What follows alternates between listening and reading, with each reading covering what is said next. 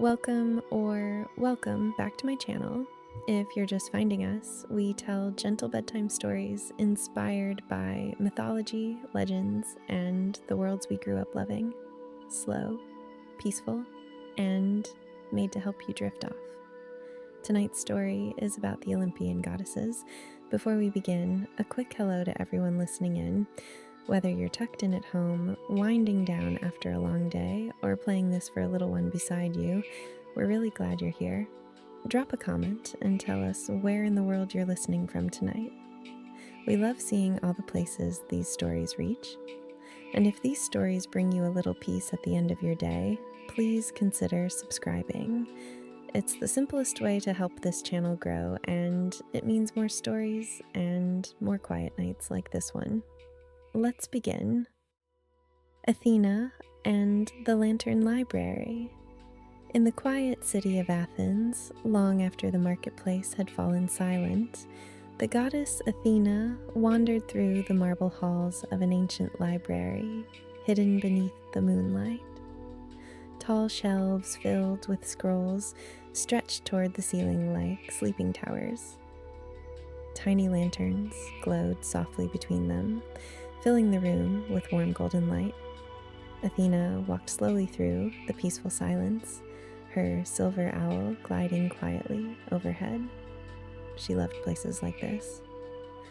During the day, people came to Athena seeking wisdom for wars, kingdoms, and difficult choices, but at night she preferred gentler things, quiet thoughts, old stories, and the calm feeling of learning something new. As she passed one of the reading tables, Athena noticed a young girl sitting alone with tears in her eyes. Several scrolls lay open before her in messy piles. "I cannot understand any of this," the girl whispered sadly.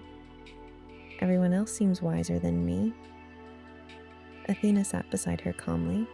The owl settled nearby with a soft flutter of feathers. "Wisdom is not something people are born holding," Athena said gently.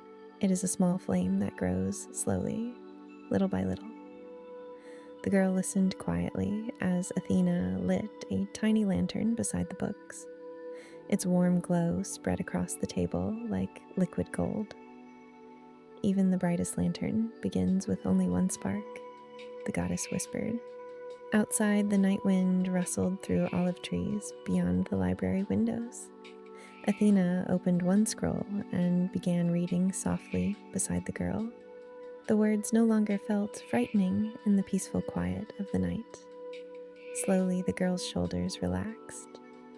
Her worries drifted away like leaves on the wind. And beneath the calm glow of lantern light, Athena remained beside her, patient, wise, and gentle, while the sleeping city rested beneath the stars. Artemis and the moonlit forests, far beyond the quiet villages of Greece, where silver rivers wound through dark pine forests, the goddess Artemis walked beneath the stars. The moon hung high above the trees, glowing softly like a lantern in the sky. Artemis moved silently through the forest with her white stag beside her. Wherever her footsteps touched the earth, tiny flowers bloomed between the moss and stones. The night was peaceful. Owls watched from high branches. Fireflies drifted through the cool air like floating stars. Even the wind seemed softer when Artemis wandered beneath the moon. As she crossed a narrow woodland path, Artemis noticed a small fox curled beside a fallen tree. One of its paws was hurt, and the little creature trembled with fear.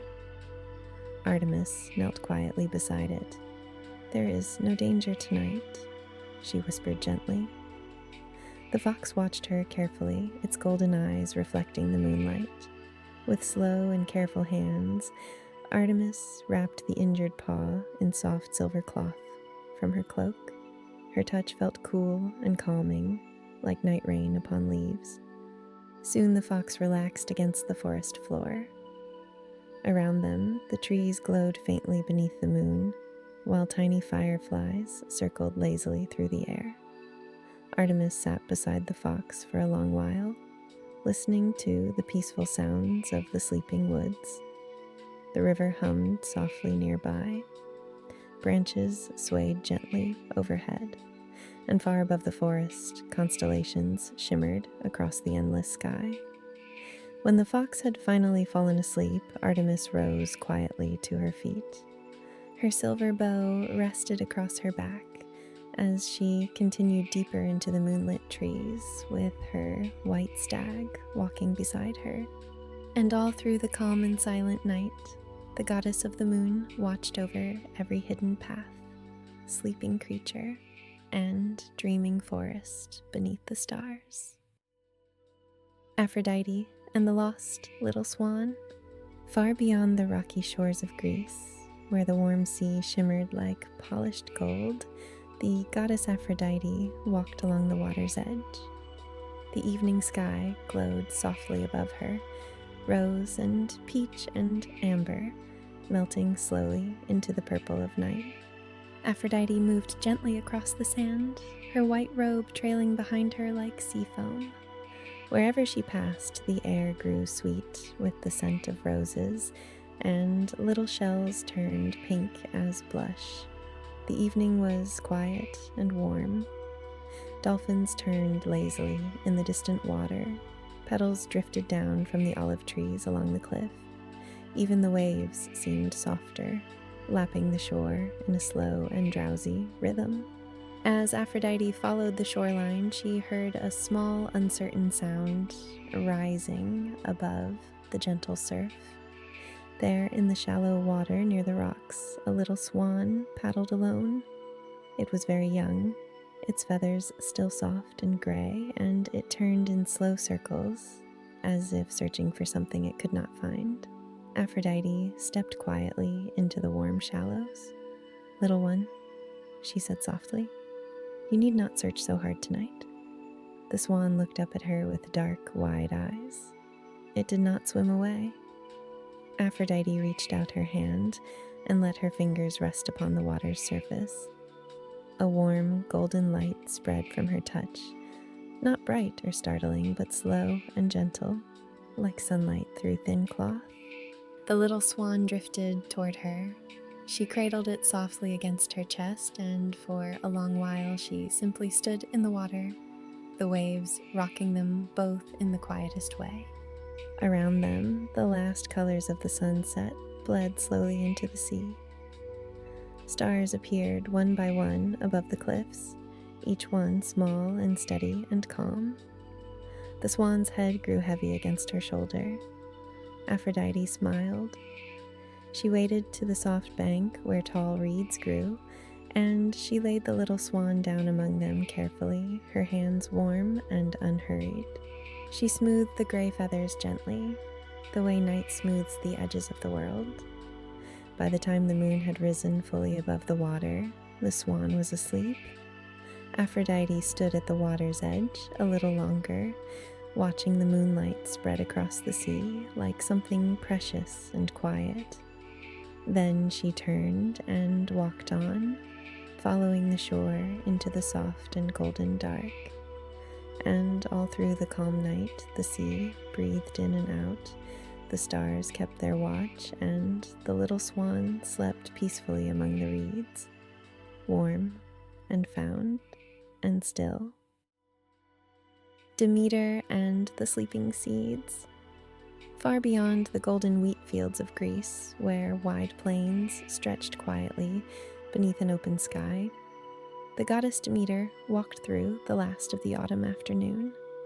The air smelled of earth and hay and something sweet turning slowly to sleep. Demeter moved unhurriedly between the rows of harvested fields, her amber robe brushing the dry stalks. Wherever her bare feet pressed the soil, the ground grew warm and dark and good. The day was ending softly. Crows settled peacefully on fence posts. Dried sunflowers nodded on their heavy stems. Even the wind, which had blown all summer long, had grown tired and still. As Demeter passed the edge of a wide field, she paused. There at the foot of a low hill, a small girl sat alone with her knees drawn to her chest. watching the last of the light leave the sky. Demeter sat down beside her without a word. For a while, neither of them spoke. They simply watched the horizon together as the gold faded slowly into gray. "Where does everything go?" the girl asked at last. "The flowers, the warm days, the green." Demeter looked out across the bare and quiet field. "They do not go," she said gently. "They rest." She reached down and pressed her fingers into the soft earth. Slowly she drew out a single small seed and held it in her open palm. It was plain and still and no bigger than a teardrop. "Everything alive must sleep," Demeter said. "The seed sleeps through the cold so that it may remember what it is. And when the time comes, it will know exactly how to rise." The girl looked at the seed for a long moment. Then she looked out at the fields, and something in her face grew quieter. Demeter placed the seed back into the earth and pressed it down gently with 2 fingers, like tucking something small and dear into bed. Around them, the first stars appeared. The sky deepened from gray to a soft and steady blue. An owl called once from a faraway oak, and the field answered with silence.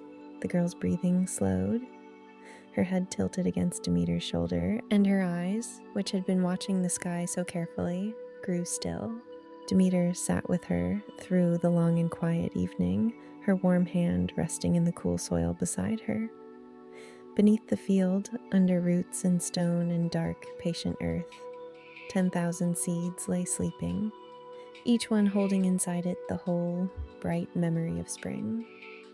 They did not worry, they only rested.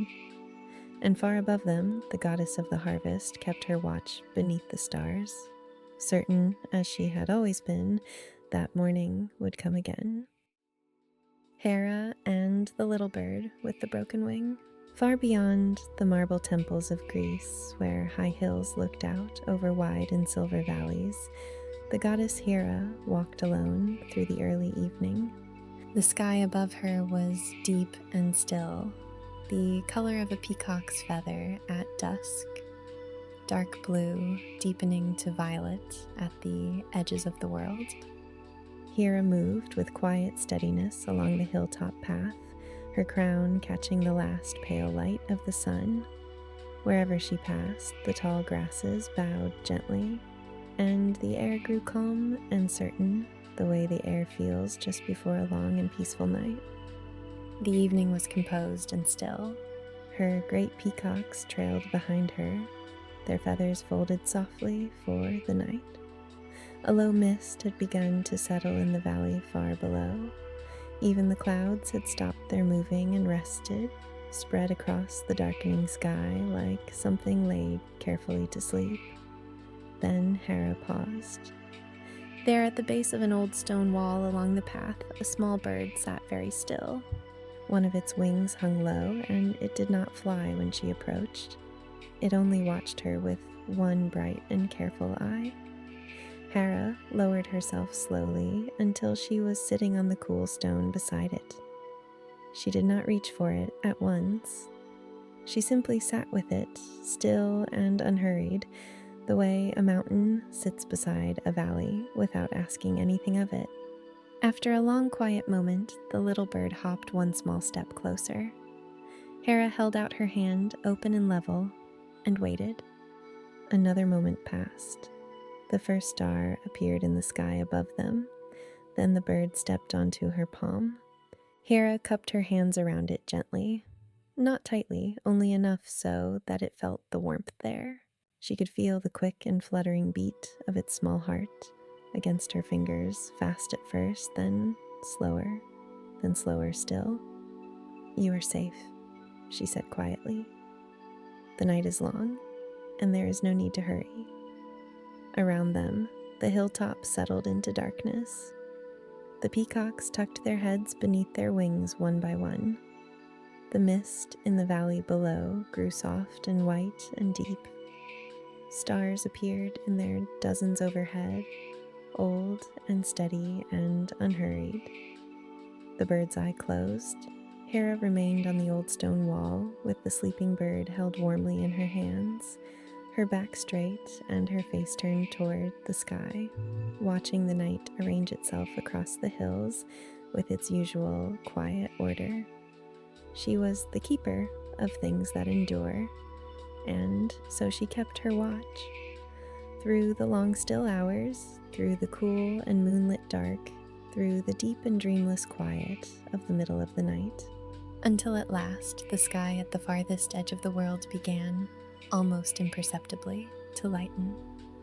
And the bird in her hands stirred and breathed and was still again. And Hera sat on, steady and sure, as she always had been and always would be, patient as stone and warm as the first light returning. Hestia and the warmth that stays. Far beyond the busy roads of Greece, where small stone houses huddled close together on quiet hillsides, the goddess Hestia sat beside the hearth. She was always there, not in the way of storms or mountains, not large or loud or sudden, but in the way of firelight, which is always there when you need it, steady and without fuss, asking nothing in return. The night outside was cool and dark. Wind moved softly through the olive trees, and somewhere down the village lane a dog had curled into a round and sleeping shape. But inside the fire burned. Hestia fed it slowly, one small piece of wood, then another, the way she always did, without hurry, without waste. The flames rose and dipped and settled into a low and easy glow, the color of honey and amber and the last bit of afternoon. The house was simple, a clay bowl, a woven blanket folded over a chair, dried herbs hanging from the low ceiling, filling the air with something warm and green and familiar. Hestia did not need anything more than this. She sat with her knees close and her hands resting open in her lap, watching the fire the way one watches a river. Not waiting for anything, only present with it. After a while, a small child came padding down the hall in bare feet, rubbing one eye with a fist. He had woken in the night, the way children sometimes do, uncertain about the dark. He saw the firelight first, then Hestia. He said nothing. He only came and sat beside her on the hearthstone, close enough to feel the warmth. Hestia did not ask him what was wrong. She did not tell him to go back to bed. She simply moved to give him room, and then she was still again. The fire crackled softly. A log shifted, sending up a small drift of orange sparks that floated upward and were gone. The child watched the flames. His breathing, which had been quick and uneven when he came in, grew slower. His shoulders dropped. His eyes, which had been wide, began to soften at the edges. Hestia reached over and drew the woven blanket from the chair and laid it around his small shoulders without a word. He leaned against her side. The fire burned on, steady and low, its light touching the clay walls, the hanging herbs, the bowl, the folded darkness in the corners of the room. Outside, the wind passed through the olive trees and moved on. The stars turned their slow wheel overhead. The village slept on its hillside, every hearth in every house holding its quiet fire through the night. And Hestia sat at the center of it all, as she always had, not the brightest of the gods, not the loudest, not the one the stories were told about, only the one who stayed. The child slept. The fire breathed. And the goddess of the hearth kept her gentle watch until morning came, soft and unhurried, through the small window above the door. Sweet dreams, wherever you are. We'll see you next time.